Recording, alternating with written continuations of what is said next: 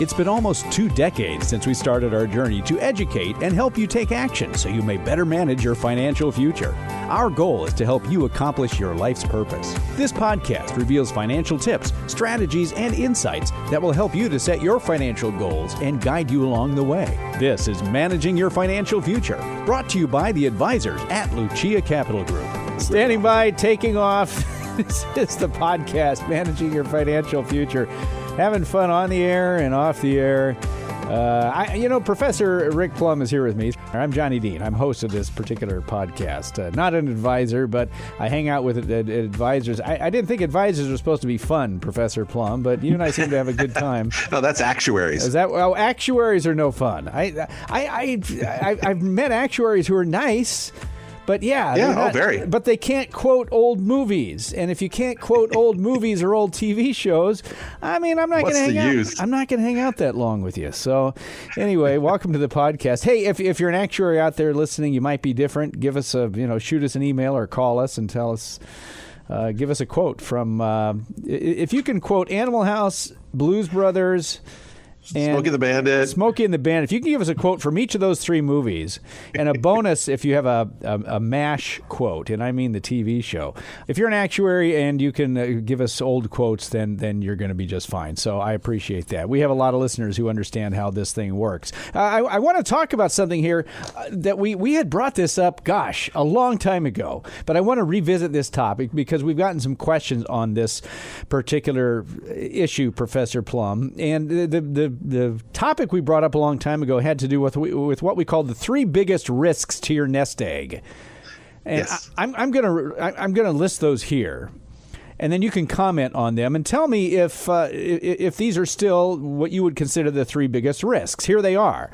The biggest risks to your nest egg, in no particular order, are living too long, dying too soon, or getting sick along the way. Now, when we say a risk to your nest egg, what are we referring to? The risk that it's gonna devastate that nest egg, or what? It means you could run out of money when you're still here. I mean, that's the problem, that you don't have enough to retire. That the risk to your nest egg is that the nest egg goes away before you do. Now, the risk of dying, that's the risk to the surviving spouse. Yes. Not necessarily if you're dying, the risk to your nest egg is not that big of an issue because you don't need it anymore, unfortunately. But the risk of dying is the risk that the surviving spouse or that others who are financially dependent upon you don't have the resources to do what they need to do. So we're not just talking about being, a retired couple. We're talking about, maybe a young family.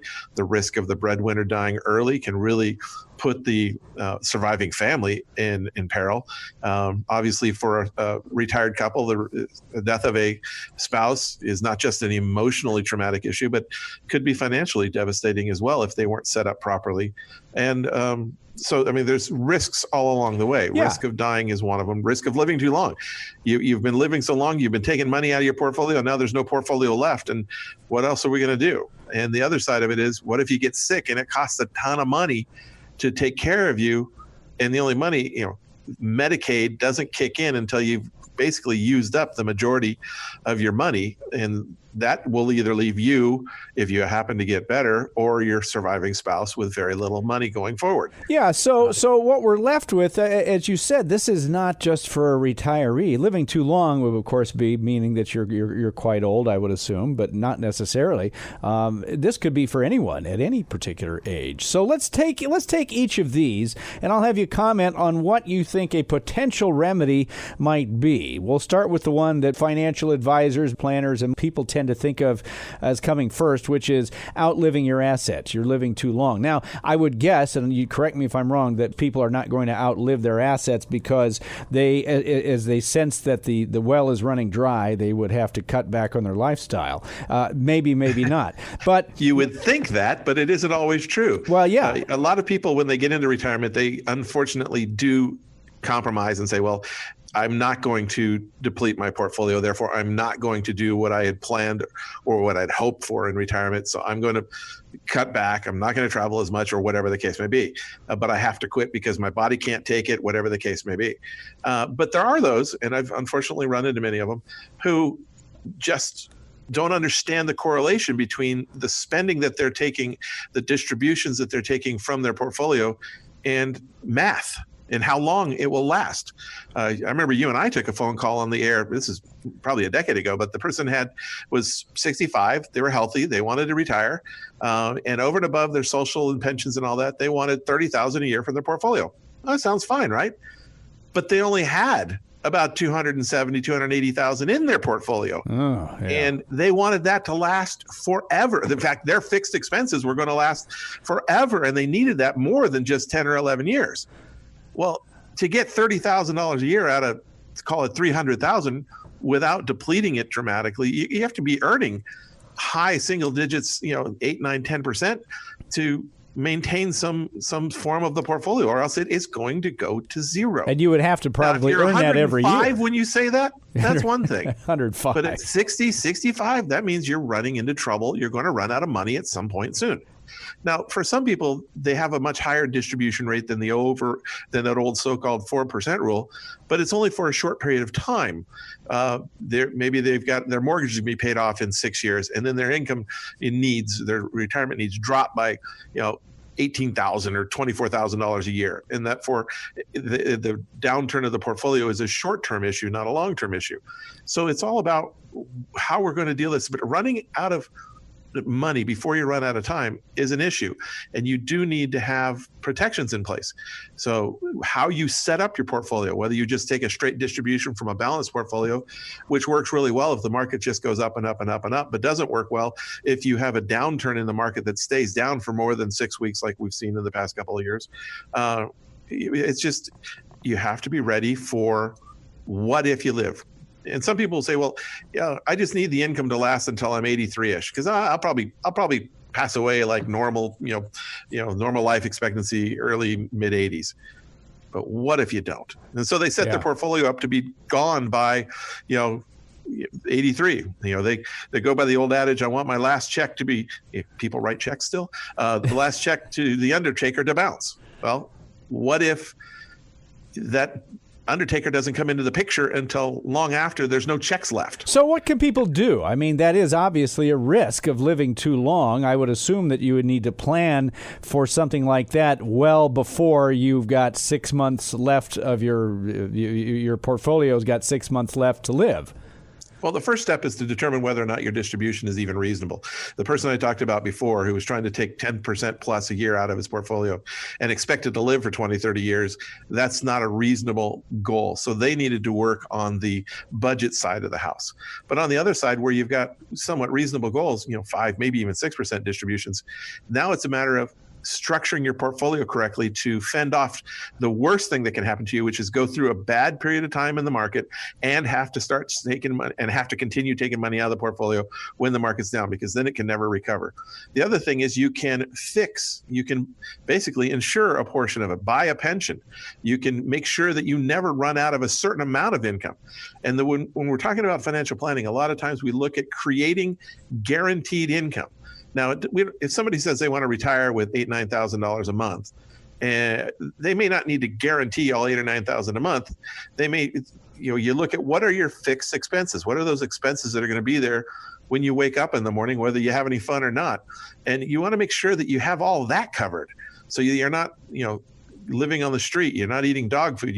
You don't have to make that big of a dramatic cutback, but you basically set yourself up so that between your Social Security, your pensions, and the guaranteed income that you have, it covers at least the fixed expenses that you're going to have for the rest of your life: the insurance, the day-to-day food, the cost of your rent or your mortgage or your property tax and other household expenses that just aren't going to go away. I mean, the mortgage may go away if you've got a chance to get it paid off in the next X number of years, but the rest of the expense of the house isn't going to go away. Mm-hmm. Even when you pay it off. I talk to people and they say, yeah, my house payment is $3,000 a month. And so I'd like to pay off the mortgage and get rid of that $3,000 a month. But then when you look at it, their property taxes and insurance are $1,800 of that. And so if they pay off their mortgage, they're only saving $1,200, which is still good. But they somehow get the idea that payment that they've impounded, all of it goes away. Unfortunately. No, doesn't happen anyway, that way. So the idea is to create a baseline income that you can never outlive, so that you always have, food, you always have your insurance, you always have the basics covered. And so maybe you don't fly first class to Europe every other month, but at least you are still comfortable and you're still fed and clothed and protected from the elements. Yeah, and there are many ways. You said buy a pension, and just for clarity's sake, give us 20 seconds on what you mean by buying a pension. Well, finding a way to buy some guaranteed source of income. And right now, the only place you can buy a guaranteed source of income is through an insurance company. It's a form of insurance. It's an annuity that pays you, and it says, here's what we're going to pay you for the rest of your life. There's different ways to do it. Depending upon how much is left over or the potential for having anything left over, you could have a higher or lower payout, given how much is left over or not left over at the end. There are ways to do it. And there is, it's not going to earn 10% a year. It's not going to be a huge income earner. It's going to earn a rate of return for guaranteed income. But there's more value than just the rate of return. Which I guess is why you would have bought it in the first place. Which that's why you buy it. Helps you to buy potentially it for that sleep at night factor. Right. It helps to potentially mitigate that risk of living too long. And of course, they're not for everybody. You need to discuss with your financial advisor whatever costs and all that stuff may go along with it. Sometimes there are costs to it. Sometimes there are not. But so these are some of the things, Professor Plum, that you can, some of the steps you can take to avoid living too long. That's one of the three biggest risks to your nest egg. Let's cover the next one, which I think a lot of people figure has to do with insurance, and you may be right. That is dying too soon. In other words, you've got a family of 4 or 5, and they're in their 30s, 40s, maybe starting to getting into their peak earning years, and one of them goes away, as in dies. What happens? Unfortunately, it happens. Yep. And I remember years back, there was, when I was younger and had younger kids, there was a family on one of my kids' teams. They had it all. They had the boat, the toys, the nice house, the cool cars. They had everything. Then the guy was making pretty good money. He was making really good money. Yeah. And unfortunately, he died. And he was the main breadwinner. He was the only breadwinner in this case. And then it came out that everything they had was on payments. Oh. There wasn't a single thing paid for, and there was no savings. And more detrimental to everything, there was no life insurance. So that family went from basically, vacationing at the river and traveling here and doing this, Hawaii and all that, having a beautiful house and all this, to almost nothing, selling everything. Well, not selling because it got taken back. Wow. And having, a very dramatic change in life. And so that's where, yes, insurance is an important issue. But I think more importantly, in that particular issue, the guy was making great money. If he had saved some of it, it would have helped. If he would have been paying cash for some of it, yes, he would not have had the coolest of the cool stuff. I mean, he had really nice stuff. They had some really cool toys, and I love toys. But not a single, it's what good is it if it just takes a huge amount of cash flow. If he had waited just a little bit, he would have been able to pay cash for things. And his spouse, his family could have sold those if they had to, or maybe they could have kept a few things from the previous life. But a lot of it has to do with living within your means, protecting what you can. And at their age, term insurance would have been dirt cheap. I mean, it would have been almost nothing. And it would have been very easy for them. Now, that's at a young age. What do you do for an older age? Well, for the older age, first off, when you're younger, you start saving and you try to build up a portfolio.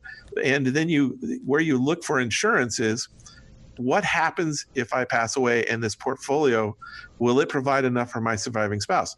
Most of the time we're seeing insurance for retirees. We're dealing with people who have pensions, who have decided to take the life only option on their pension, but are worried that if they die too soon, their spouse needs some money still. So they buy insurance to protect against them dying too soon, to replace that pension. When you're young, you're buying insurance to replace your income to support the family.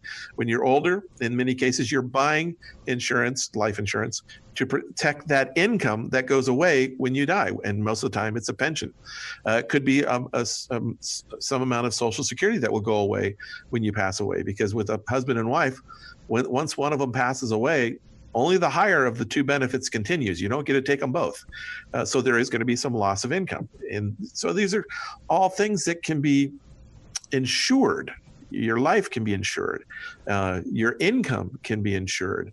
And it's just a matter of planning, setting yourself up appropriately, and doing what's right rather than just spending every dime you get every minute you get it. So it may not necessarily be too late. I know some people who give up their life insurance once they're retired because they feel like they don't need to protect an income anymore. Correct. But is that something that is this something that somebody who's in their, say, their mid-60s should? I would guess it means they shouldn't just jump into the idea that we should give up our insurance. Well, before you give up your insurance, you have to look at, what am I protecting? Because you may never get it back. Yeah, correct. And it's all about, you say, you may not have the income. You're not working anymore. But like I said, if you have a pension that goes away, now you're still protecting your income. If you have Social Security that goes away and your surviving spouse needs that. Now, generally speaking, when there's only one person, they may not need quite as much money per year to live or per month to live as a couple does. But on the other side, their income taxes will go up a little bit. So their expenses go up. And like we talked about before, their income goes down a little bit because they lose the lower of the two Social Security benefits. And so do we need to protect that income? Do we need to protect something for that surviving spouse? What is it that we are trying to accomplish, and how are we going to do it? Do we have a big enough portfolio? I was talking to somebody the other day. They're spending like 30 or 40,000 out of their portfolio, but they got $6 million in their portfolio. They probably, from a protecting the income standpoint, don't need life insurance. Now, whether they want it for some other reason, I don't know. But it's a matter of, let's look at what's happening. What is it that you're doing? And I don't like giving up insurance prematurely because I just feel like you're tempting fate. But if it's expensive, you kind of almost have to in some cases. Yeah, the karma belief right there, you're saying, or Yes. whatever it is. I don't know. It's the rule of wing walking. Don't let go of something until you have hold of something else. So that's the risk of dying too soon. And then the other one that we're running out of time, but talking about getting sick along the way. The younger you are, the less you tend to think about things like this. The younger you are, the more you think it's not going to happen to you. But even I think in some instances, Professor Plum, people who are in their 60s as they're getting ready to retire, they don't give this a whole lot of thought because they've been healthy their whole lives. How do you mitigate this risk of getting sick along the way? Well, and it's about making sure you have proper insurance. And you need to check your insurance to make sure you have proper insurance, whether you're young or old, to make sure you're covered for the areas that you're dealing with. But the biggest threat for a lot of people in retirement specifically isn't the threat that they need, they have a heart attack and they go to the hospital because Medicare and some others, they may be out of pocket, several $1,000s. But for people, that's not going to completely devastate their life. It'll hurt, but it won't kill them. It's the long-term convalescent areas that cost $4,000, $5,000, $6,000, $8,000 a month, depending on the level of care you need, that could have a big issue on a portfolio. And that's where a portfolio could get decimated fairly quickly. And again, it's not just for the individual that's in the home, it's for the surviving spouse too, because they're trying to take care of that person. So do we want to transfer that risk to an insurance company and cover that area? Some people, their family history and their lifestyle, they say, I'm going to chance it. Nobody's ever in my family's ever needed it. Everything that has happened in our family either kills us or it doesn't affect us, so we don't need the long-term care. In other families, they look at it and say, yeah, mom and dad, grandma and grandpa, they've all needed help. They've all needed care. And we've watched how the surviving spouse basically work themselves to death trying to take care of the non-well spouse, and we just don't want to have that happen in our house. And do you want your kids taking care of you, doing the things, changing your diaper or whatever you want to call it? Who's going to do that for you? So a lot of times we look at history, we look at family, we look at lifestyle, we look at what's going on, and can the portfolio sustain that kind of additional drawdown and still provide for a surviving spouse? Or, if it's a single individual, we're looking at, what do you want this money to, or do you want to spend this money for your current care, or do you want to leave it to the kids? Are we protecting this? Are we insuring this so that the kids can get something out of this? And that's the way some people look at it. But it's all a matter of, what are the risks that you're facing, and what you're talking about, how important are they to you, and how do we protect them? Yeah, and what you're talking about is some form of long-term care insurance, which some people just say, I don't want to do it, but by the time they realize they need it, it's too late. Right, but it used to be that when we get into retirement, having an additional expense, monthly premium, quarterly premium, it's no fun. So with some of the newer products out there, some of these linked benefit problems, we can create the coverage. And the biggest risk, or the biggest problem with long-term care that people see, is that, what if I don't need it? I've spent all this dadgum money and I don't need it. Well, hopefully your car insurance is that way too. Same thing with your homeowner's insurance. Hopefully that's the same way too. You never need it. Life insurance, we figure if it's a permanent policy, we're going to get something out of that. But with long-term care, people are worried that they're going to pay for something and not need it. And so these linked benefit policies come in nicely, because you carve off a block of your assets, put it into one of the policies, and if you don't need the insurance, and the money's still there, you can use it for whatever you want. And it can go to your kids or your heirs, whoever you want to leave it to. But on the other side, if you do need long-term care, it leverages up that block of money you put in there, sometimes 3 times, of what you put into it, to give you coverage. So it's not a use it or lose it type issue. Well, we've talked about these linked benefit policies before, and if you've heard our podcast, you can check that out. We may talk about it again as well. They're relatively new, considering how long-term care insurance industry has been around, but they are relatively new with regard to that. But if you want to check it out, or if you want some more information on that, you can call us. We've been talking about the 3 biggest risks to your nest egg: living too long, dying too soon, or getting sick along the way. And really, I think when you get down to financial planning, Professor Plum, if you cover each of those risks to your nest egg, that's a fairly decent financial plan right there. Would you agree? Well, yes, especially if you cover the risk of living too long by appropriately allocating your portfolio, so that you don't have the problem of a downturn in the market decimating your portfolio going forward. Yeah. You have less of a chance of running out of money that way. Managing your financial future. We talk about this. We talk about managing your financial present. We do all we can to give you the information that you need. If you would like some more information on any of this stuff, or if you would like some help doing it, you want some advice, you want to get stuff put together for yourself, for your heirs, for your spouse, make sure everybody is set up potentially the way you would like them to be set up, give Professor Plum a call or talk to him, one or the other. 800-644-1150. That's the number at Lucia Capital Group, our longtime sponsor of this particular program. 800-644-1150. You can also go to luciacap.com. You can contact us there if you have any suggestions about podcast topics that you'd like us to talk about. We've talked about here about the living too long, dying too soon, getting sick along the way. And in the next couple of weeks, Professor Plum, I'd like to cover something that does happen to people, and that's what happens when your spouse dies, because just about everybody who is married is likely going to be, one of them is going to be grieving the other one in almost every instance. And it's unusual they go together. Right. So what do you do? So I would like to cover that as well sometime maybe in the next couple of weeks. But if you'd like to address these things for your own individual situation, once again, the off-air number 800-644-1150, or go to luciacap.com, LUCIACAP.com. Covering risks. Professor Plum, this is fun. I think we'll do this again next week. You going to be here? I shall be here. All right. I appreciate you being here, Professor Rick Plum, certified financial planner, professional, financial advisor to the stars, and whatever else you want to call him. For Professor Rick Plum, I'm your host, your moderator of this podcast, Johnny Dean. We thank you so much for listening, and we'll talk to you again real soon.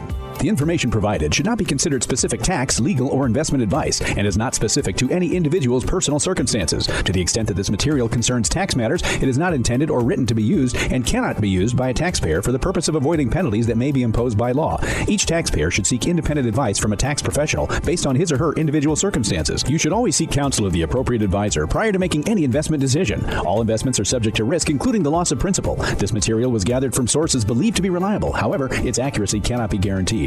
These materials are provided for general information and educational purposes based upon publicly available information from sources believed to be reliable. We cannot assure the accuracy or completeness of these materials. The information in these materials may change at any time and without notice. No client or prospective client should assume that the presentation or any component thereof serves as the receipt of or a substitute for personalized advice from LCG or from any other investment professional. Examples cited are hypothetical, are for illustrative purposes only, are not guaranteed, and subject to potential federal and state law amendments. There is no guarantee that you will achieve the results discussed or illustrated. Annuities are long-term investment products designed for retirement purposes. Guarantees are based on the claims-paying ability of the issuer, subject to their terms and conditions. Early withdrawals may be subject to surrender penalties and, if taken prior to age 59 and a half, may be subject to an additional 10% federal tax. Annuities are not FDIC insured. Certain terms and conditions apply, so please read insurance company materials carefully. Long-term care coverage policies and provisions may not be available in all states. Approval may be subject to the terms and conditions of the insurance company. Insurance product guarantees are subject to the claims-paying ability of the issuing insurance company and are subject to their terms and conditions. Insurance services offered through LPL Financial or its licensed affiliates. California Insurance License Number 0518721. The information provided is based on current laws, which are subject to change at any time. Lucia Capital Group is not affiliated with or endorsed by the Social Security Administration or any government agency. Social Security rules can be complex. For more information about Social Security benefits, visit the SSA website at ssa.gov or call 800-772-1213 to speak with an SSA representative. Rick Plum is a registered representative with and securities and advisory services offered through LPL Financial, a registered investment advisor, and member FINRA SIPC. The investment professionals are affiliated with LPL Financial and are conducting business using the name Lucia Capital Group, a separate entity from LPL Financial.